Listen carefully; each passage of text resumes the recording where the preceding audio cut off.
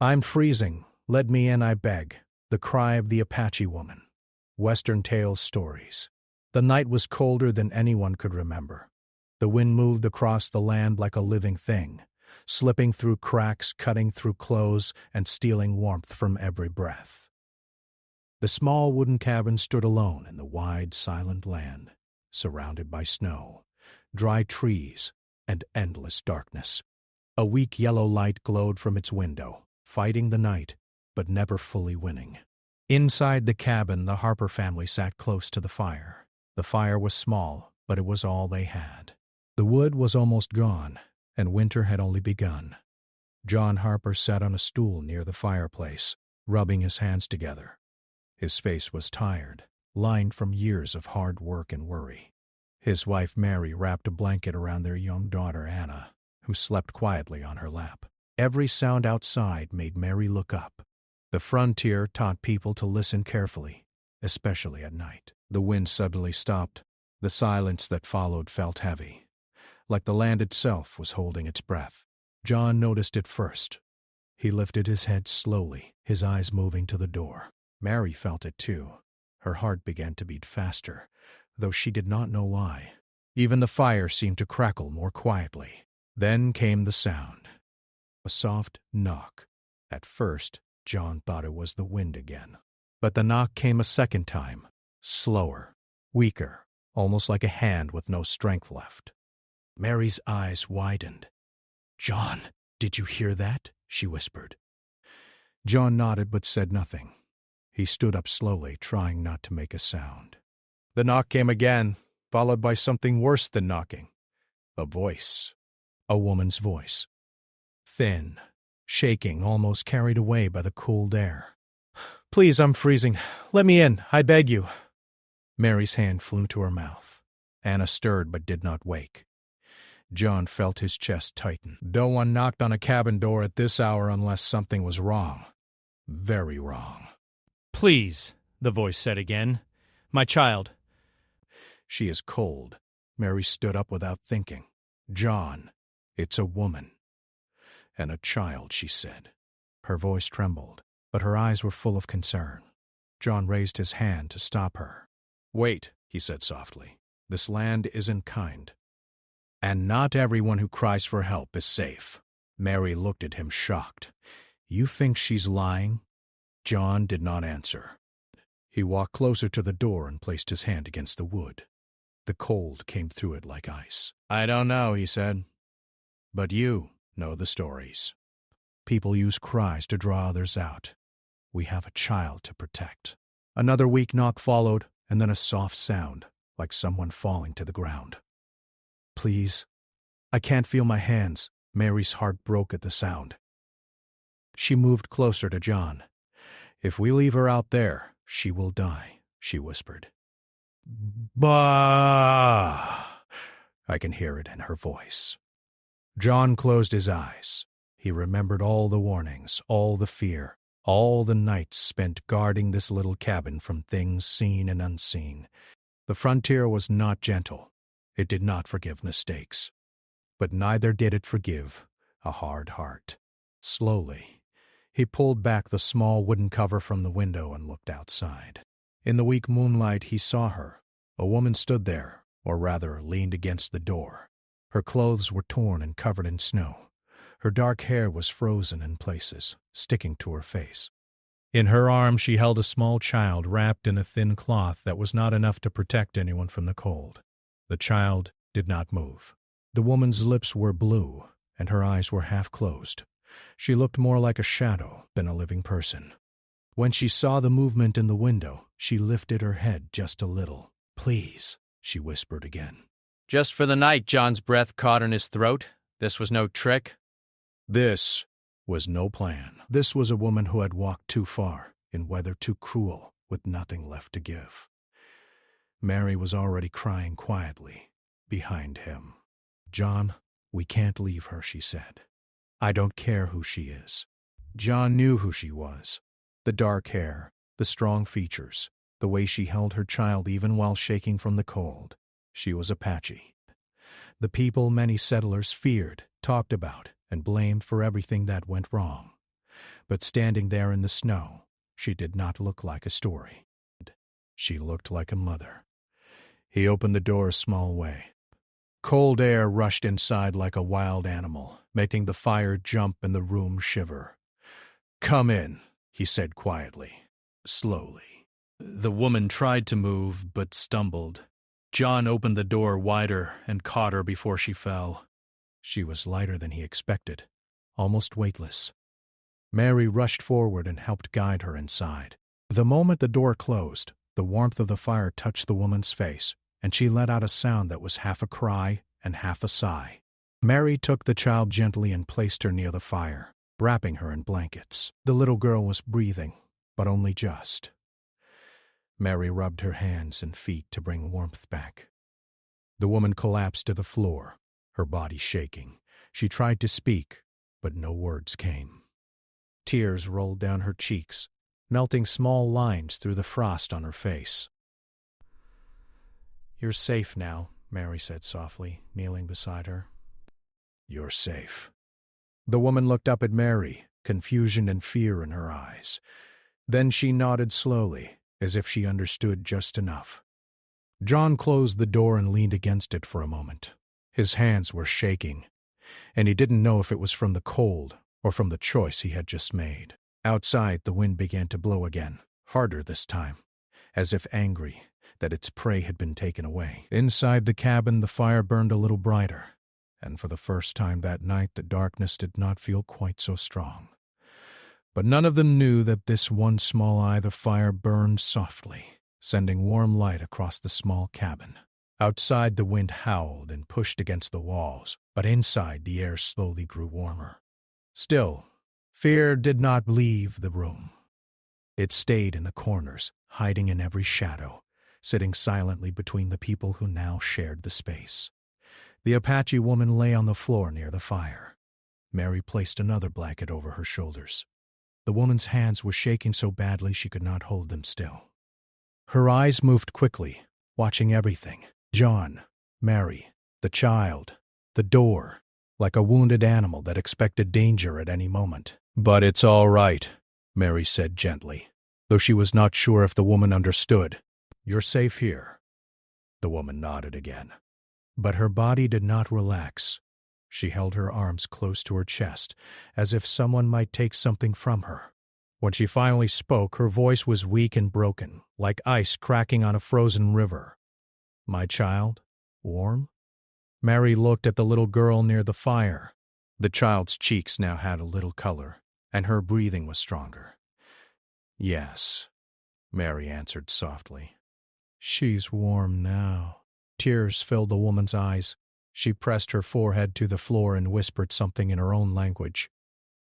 John looked away. He felt like he was watching something private, something holy, and he did not belong there. Anna had woken up and was watching quietly from Mary's chair. She was still wrapped in a blanket, her wide eyes full of questions. "Mama," she whispered, "who is she?" Mary pulled Anna close. "Just like me." John heard the words and felt them settle heavy in his chest. A mother. Not a threat, not a story, not a warning.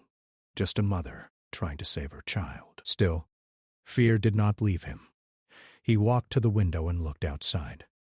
Snow moved across the ground like smoke. The land was silent, too silent. John had lived long enough on the frontier to know that silence often meant trouble. He kept his hand close to the wall where his old rifle rested, not because he wanted to use it, but because fear had taught him habits that were hard to break. Mary noticed. "John," she said quietly, "please don't look at her like that." "I'm not," he answered, though he knew it wasn't fully true. The woman slowly pushed herself up and sat near the fire. She winced with pain, but she did not complain. She pulled her child closer, holding her like the fire itself might steal her away. "My name, Nalin," she said slowly, touching her chest. Her words were careful, as if each one cost her strength. Mary smiled. "I'm Mary. This is my husband, John." "And our daughter, Anna." Nalin watched Anna for a moment. The two children's eyes met, and something soft passed between them. Anna smiled. Nolan's face changed. For the first time, there was light there. "My village," Nalian said, her voice breaking. She struggled to find the right words. "Gone." Mary's smile faded. John turned fully now, listening. "Fire," Nolan continued. "Men." Loud sounds. She shook her head slowly. "My husband. He stayed. I run." She pointed to her heart, then to her child. Only her. Mary felt tears rise again. She did not need perfect words to understand the pain. Loss spoke its own language. "How long have you been walking?" John asked gently. Nolan looked at her hands, then held up 3 fingers. 3 sun. Night. Cold. No food. She closed her eyes. "I think we die." Mary reached out and touched Naline's hand. It was still cold, but alive. "You didn't die," she said softly. "You're here now." But John's worry only grew. 3 days of walking meant many miles, and if soldiers had burned a village, they would not stop looking so easily. As if his thoughts had been spoken aloud. A distant sound carried through the wind. It was faint, but clear enough to make John stiffen. Horses. He went to the window again. Far away, moving like dark shapes across the white land, were small figures. They moved slowly, but they were there. Mary saw his face change. "What is it?" "Horses," he said. "Someone's out there." Nolan saw the fear in his eyes and understood at once. She stood up too quickly and nearly fell. Mary caught her. "They come," Nayland said, her voice shaking. "For us." "Who?" Mary asked. Nayland pointed toward the darkness. "Men with guns." John felt a heavy weight settle in his chest. Soldiers, or men like them. Either way, trouble followed them like a shadow. "They'll find us," Nolan whispered. "You help me, they hurt you." Mary shook her head. "No one is hurting anyone tonight," she said, though her voice was not as strong as she wished. John looked at the door, then at the fire, then at his family. He had opened the door to kindness, but kindness came with a price on the frontier, and that price was often fear. "We need to think," he said slowly. "If they're looking for you, they might come here." Nolan's eyes filled with terror. She dropped to her knees. "Please," she begged, pressing her hands together. "Not my child, I go. I go back to cold." Mary pulled her up. "No," she said firmly. "You're not going anywhere tonight." Anna stepped forward, holding her small doll. She offered it to the Apache child, who looked at it with wonder. Nayland watched this, and her shoulders began to shake as she cried silently. John turned away, his heart torn in two. He wanted to protect his family. He also wanted to protect this broken woman and her child.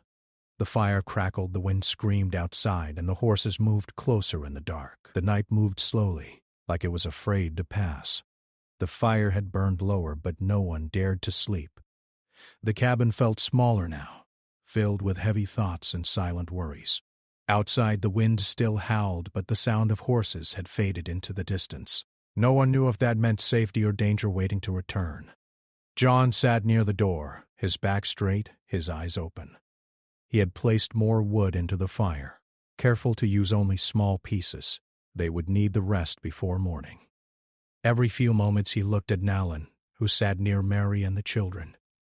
She held her daughter tightly, her arms wrapped around the little body as if the world itself might take her away. Mary had made a thin soup from what little they had left. She handed the bowl to Nalin first.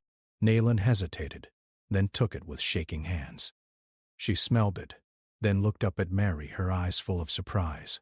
"For us?" she asked softly. Mary nodded. "For you."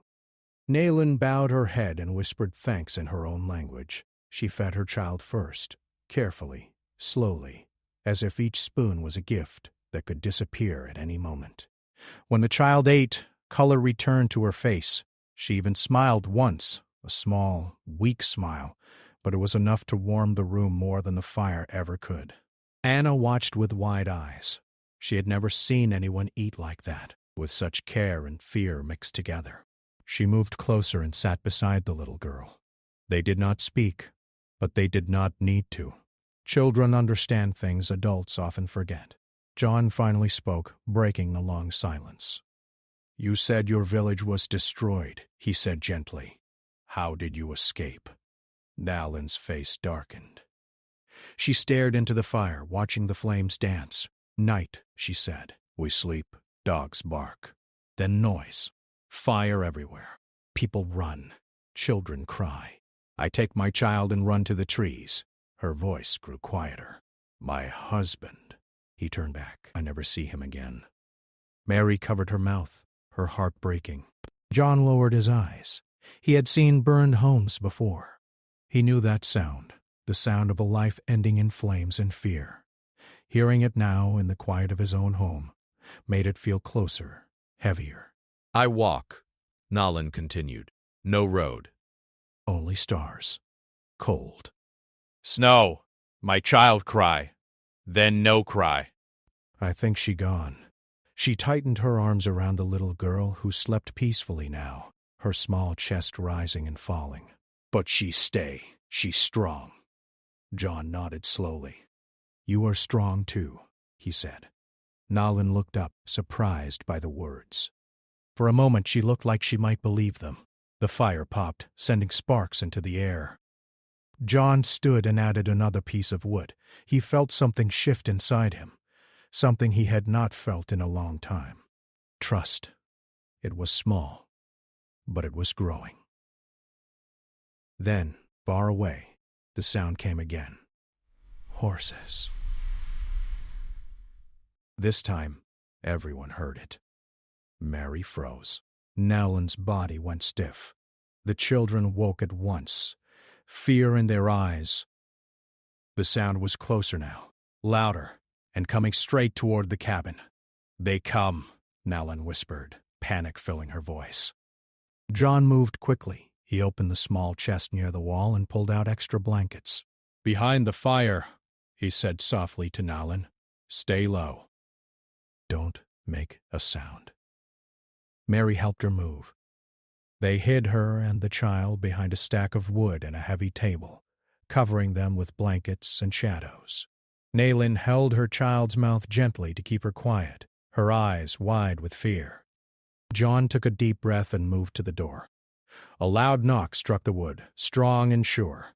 Nothing like the weak knock from earlier. The cabin shook with it. "Open up!"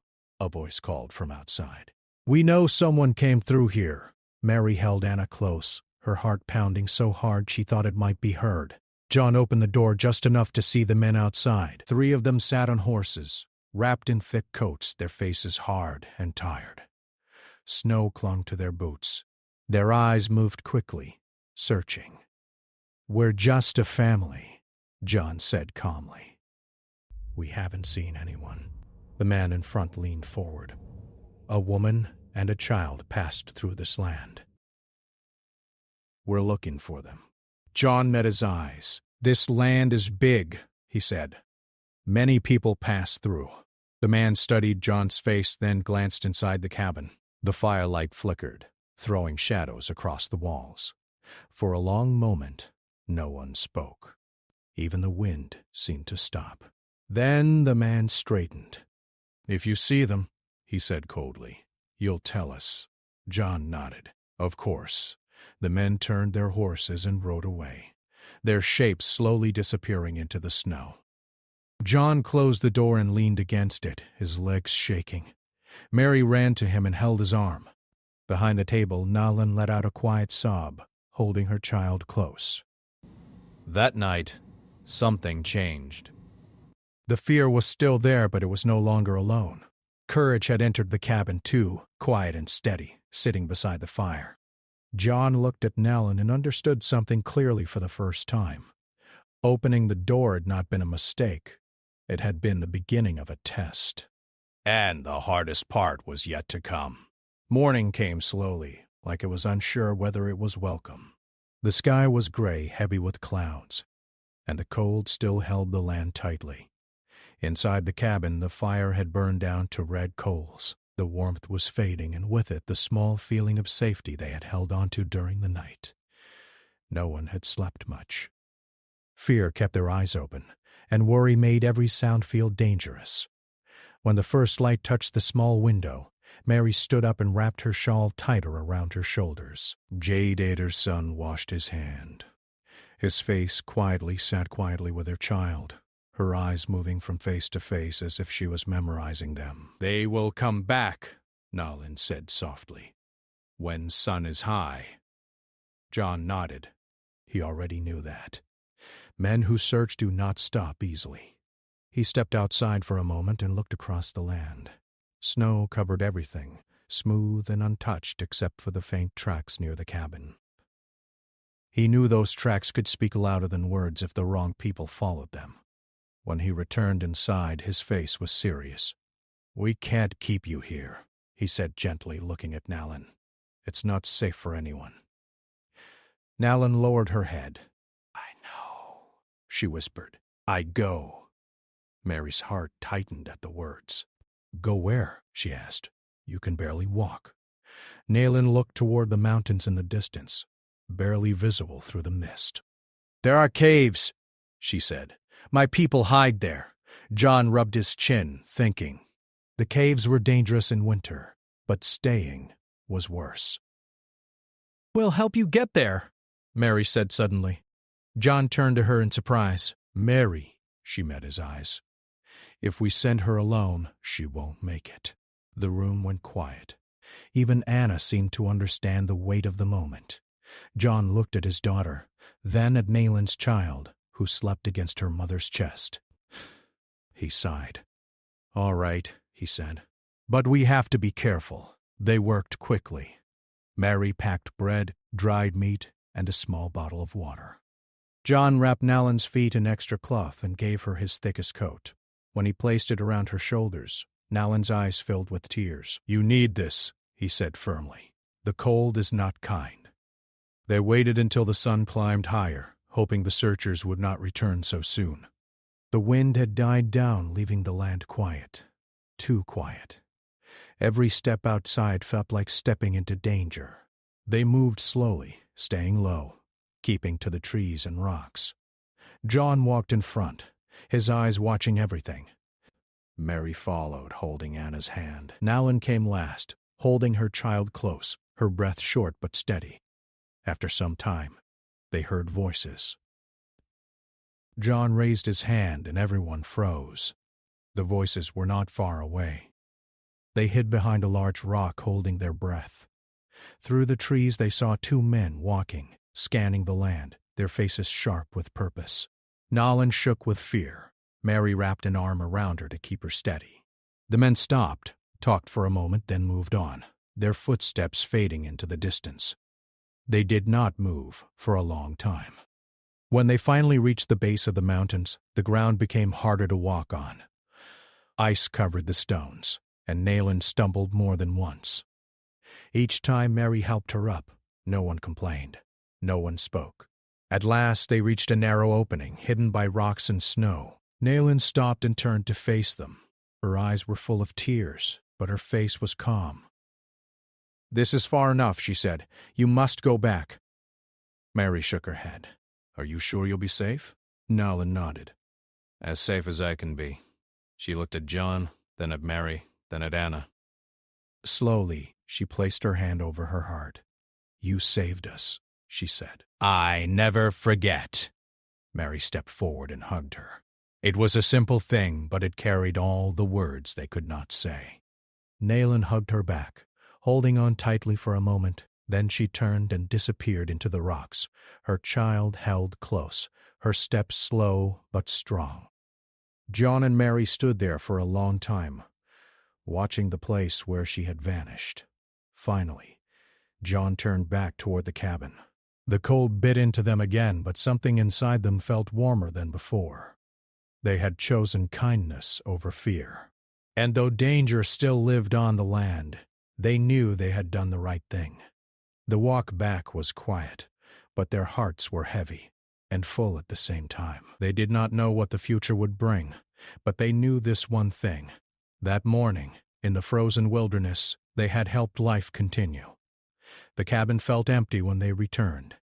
The fire had died, and the warmth they once felt was gone, but not only because of the cold. Something else was missing now, a quiet presence that had filled the space during the night and morning. Mary stood still for a moment, looking at the place where Nalin had sat, holding her child. It felt strange, like a story had ended too quickly. John closed the door and pushed a piece of wood into the fire. The flames came back slowly, like they were waking from sleep.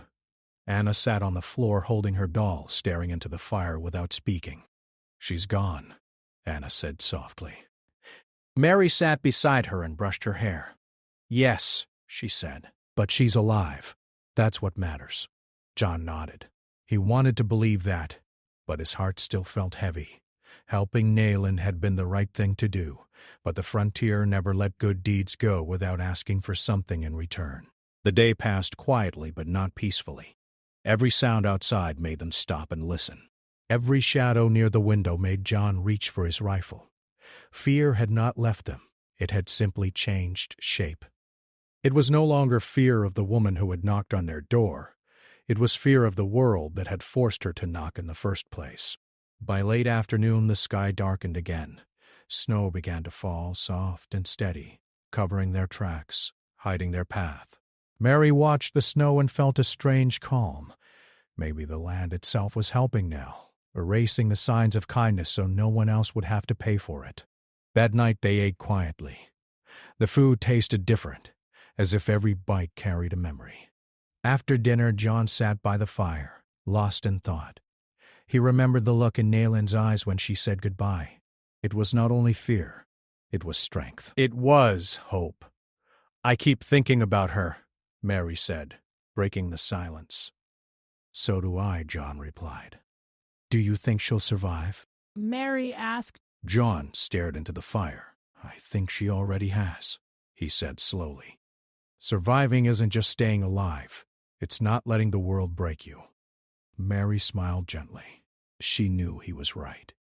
Days passed. The snow fell and then stopped. The land changed from white to brown again. Life slowly returned to the frontier, but the cabin was not the same. The Harpers spoke more kindly to each other, listened more closely, and argued less. Something had softened inside them. One afternoon, while Mary was gathering wood, she noticed something on the ground near the trees. She bent down and picked it up. It was a small beaded string, simple but beautiful. She recognized it at once. It had been tied around Nalin's child's wrist. Mary held it tightly, her eyes filling with tears. It felt like a message, a quiet promise that they were still remembered. That night, Mary placed the beaded string above the fireplace. It became a symbol of something they never wanted to forget. Weeks later, a traveler stopped by the cabin for water and warmth. He spoke of a small group of Apache women and children seen moving safely through the mountains. He said they were strong, careful, and seemed to know exactly where they were going. Mary and John exchanged a look. They said nothing, but their hearts felt light for the first time in many days. Years passed. Anna grew taller, stronger, and wiser. She often asked about the night of the knocking door. Mary always told her the story, not as a tale of fear, but as a lesson. One day, Mary would say, "You will hear a cry in the cold. And you must choose who you want to be." Anna never forgot those words. One winter evening, long after Anna was grown, she returned to the cabin with children of her own. The fire burned bright, and laughter filled the room. Outside, the wind howled just as it had years before. Suddenly, there was a knock at the door. The room went silent. Anna stood up, her heart beating fast. For a moment, she was a little girl again, holding a doll, watching her parents make a choice. She walked to the door, placed her hand on the wood, and took a deep breath. When she opened it, there was no fear in her eyes. Because she remembered the lesson the frontier had taught her long ago. Sometimes the smallest act of kindness can travel farther than fear ever could.